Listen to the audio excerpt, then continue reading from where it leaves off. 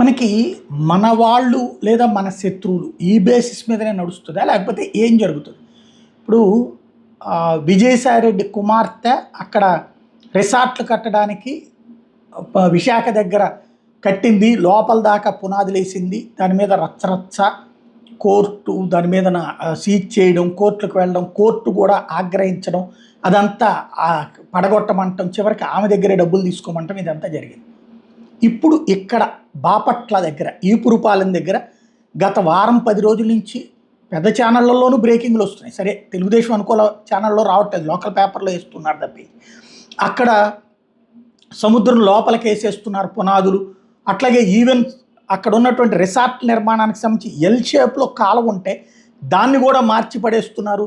పునాదులు లోపలికి కూడా వేసేస్తున్నారు సముద్రం లోపలికి అని చెప్పేసి రచ్చరచ్చ జరుగుతుంది. మత్స్యకారులే ఆగ్రహం వ్యక్తం చేస్తున్నారు. పట్టించుకోవాలా, చివరికి టీవీల్లో వచ్చినా ఎవరు పట్టించుకోవాలా.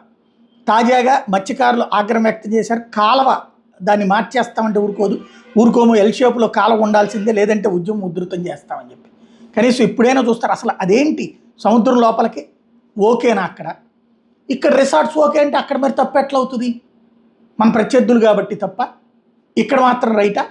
ఇది తేలాల్సిన అంశం.